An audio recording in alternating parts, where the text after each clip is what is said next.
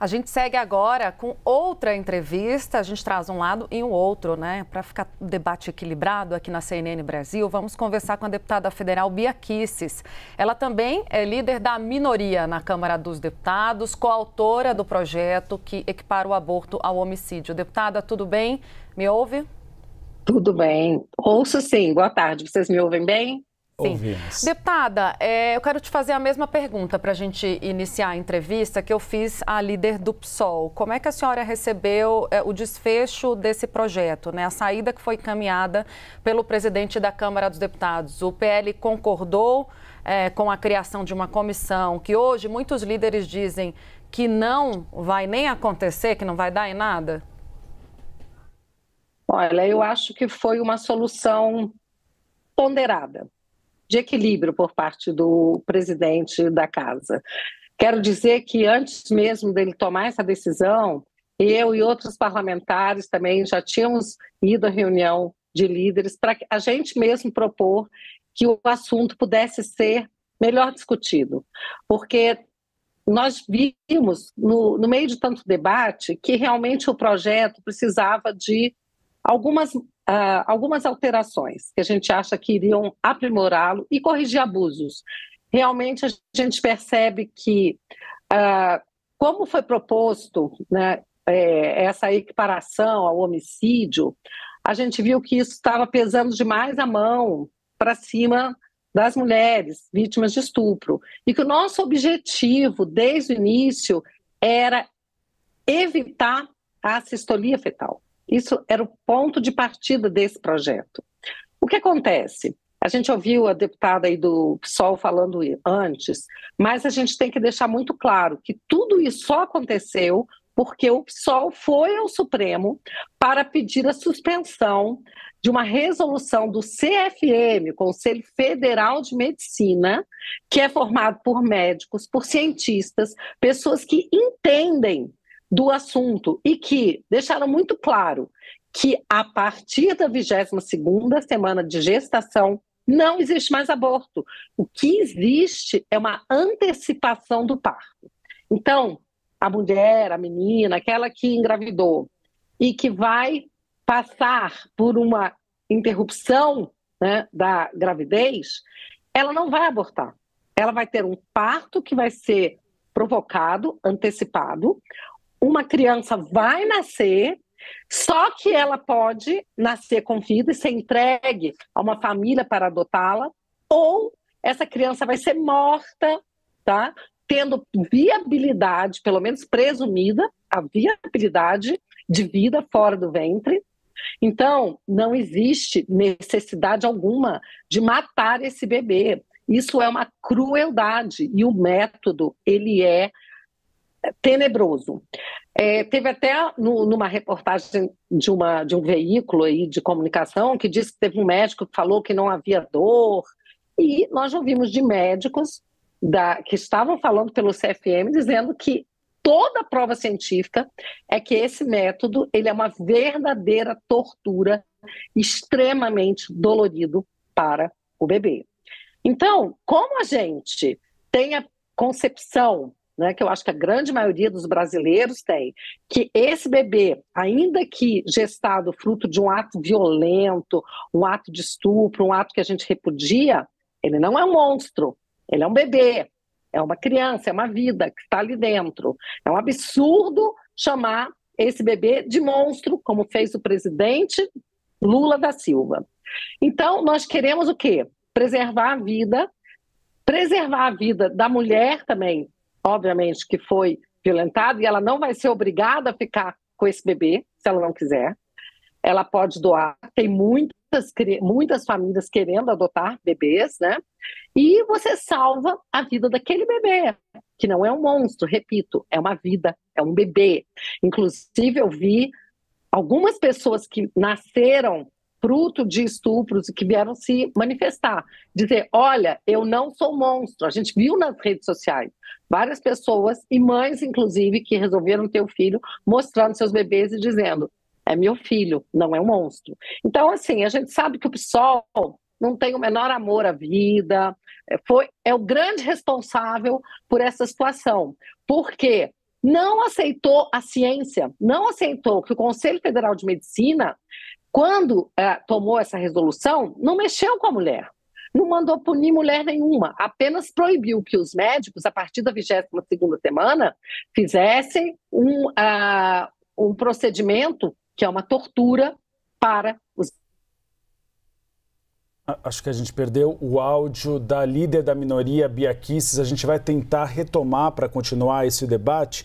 Eu ia perguntar para ela na sequência a respeito... Voltamos. Deputada, está nos ouvindo? Eu estou ouvindo, deputada? Vocês me ouvem? Ótimo, Sim. Te ouço. Vou fazer rapidamente uma pergunta. O presidente da Câmara dos Deputados, Arthur Lira, ele decidiu criar essa comissão especial para discutir o assunto. Hoje de manhã eu conversei com o Valdemar Costa Neto, presidente nacional do PL. Ele me disse, eu não vou tentar interferir para que o PL seja relatora, que tem uma relatora nesse projeto. Só que o projeto é de autoria do Celso Tênis Cavalcante e tem a coautoria da senhora. A senhora, como líder da minoria, vai pleitear a relatoria, vai querer que o PL tenha uma relatora nesse projeto? Eu não acho que isso seja o mais importante, o PL ter a relatoria. Eu acho que pode ser, importante, é melhor que seja uma mulher, a gente entende que é melhor que seja uma mulher, e que seja de algum partido que queira realmente debater o tema, levando em consideração a vida e levando em consideração a ciência. Porque o Conselho Federal de Medicina, ele disse que a partir da 22ª semana não haverá aborto, haverá indução de parto. Então, se há uma criança, um bebê viável para a vida, fora do útero, a gente não consegue conceber por que matar esse bebê para tirá-lo. Aquela mulher que vai passar pelo procedimento, ela não vai passar por um aborto, ela vai passar por um parto. Então, por que matar para dar para adoção? Por que não deixar vir a vida e dar para a adoção? Então, a gente quer alguém que tenha essa compreensão. Não precisa ser do PL, certamente não pode ser do PSOL, porque o PSOL não se importa com a vida, não se importa com os bebês. Eles têm essa vontade de aumentar cada vez mais as hipóteses de aborto. Quando a deputada diz, desde 1940 que é assim, a gente não quer mexer, não é verdade, porque eles estão sempre procurando a justiça para tentar alargar as hipóteses de aborto. Então, pelo PSOL, você pode abortar com 8 meses, com 9 meses, ou tirar a vida, né, de um bebê, que eles não se importam.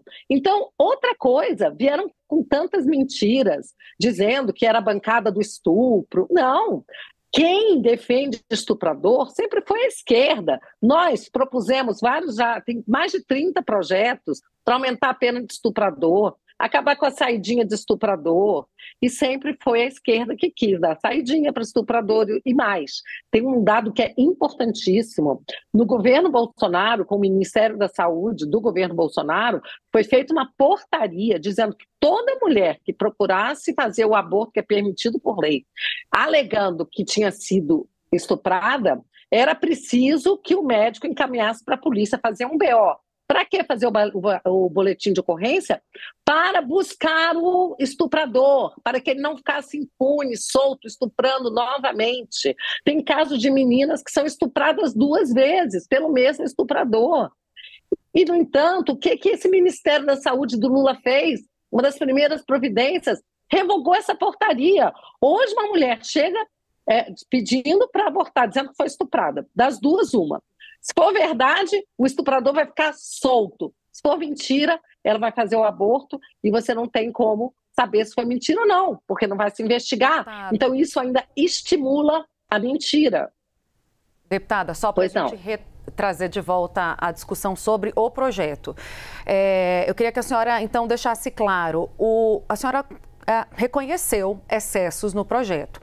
O PL está disposto a abrir mão, por exemplo, da equiparação da pena, que foi o que levou, né, ao clamor popular, à pressão que os parlamentares sofreram das ruas, e existe a possibilidade, também sendo ventilada, de se substituir, né, de se desistir desse projeto para apoiar o projeto que aumenta a pena de estupro. O que está no radar hoje da oposição, já que a senhora reconhece, excessos ocorreram, muita gente, inclusive, veio comentar, até teve uma deputada que retirou a assinatura, que não tinha entendido direito o projeto, que achava que se tratava de uma coisa, era de outra. Enfim, é algo problemático também, né, deputada, para os parlamentares assinarem do qual eles não têm em verdade. Agora, o que o PL está disposto a fazer a partir de agora, deputada, em relação ao texto? Em verdade, tudo isso surgiu no meio de uma grande urgência de se dar uma resposta. E é por isso que, realmente, tudo que havia sido conversado, inclusive na reunião de liderança, que seria um projeto para tratar da assistolia. O que a gente queria, na verdade, era voltar com o texto do Conselho Federal de Medicina. A gente sabia que o texto, quando foi aprovado a urgência, já havia sido combinado na própria reunião de liderança que haveria alterações ao texto. Isso era uma coisa que já estava combinada desde o início. Então, assim, a gente sabe que a única coisa inegociável é a vida e que nós não vamos aceitar que os bebês sejam torturados ou tratados como monstros. Com relação à pena, sim, a gente concorda, e desde o início eu falei isso, tá? Houve um excesso, eu acho que todo mundo que adentrou realmente no texto, ele viu que, olha, realmente há um excesso, a gente quer coibir que haja também esse tipo de aborto. Por que se fala que o aborto é permitido, que o Código de 1940 não botou um limite? Porque lá naquela época não tinha como botar limite. O aborto ele só podia acontecer no comecinho da gestação. Não tinha nem como se cogitar fazer um aborto de crianças, de bebês de 6, 7, 8, 9 meses. Só que hoje isso tudo acontece. Então, eu acho que o Congresso precisa botar um limite nisso. Eu acho que tem que botar um limite, e eu acho que o limite tem que ser com base na ciência. A partir da 22ª semana, não é aborto. Não se trata mais de aborto. Se trata de antecipação do parto. E aí é claro que isso não pode ser permitido. Nós entrevistamos a líder da minoria na Câmara dos Deputados, a deputada federal Bia Kicis, que também abriu espaço na agenda atribulada dela para falar com o Bastidores CNN. Muito obrigado pela entrevista, líder. Eu queria só falar mais uma coisinha antes de sair, das mentiras que foram contadas, que meninas de 12, 13, 14 anos pegaram 20 anos de cadeia. Vamos lembrar, pela nossa lei penal, menor de 18 é inimputável, não sofre as penas do Código Penal. Isso é uma grande mentira. Em nenhum momento se mirou nas vítimas, nas crianças que estão violentadas, tá? Então, isso era muito importante ser esclarecido também. Muito obrigado, líder. Um ótimo trabalho.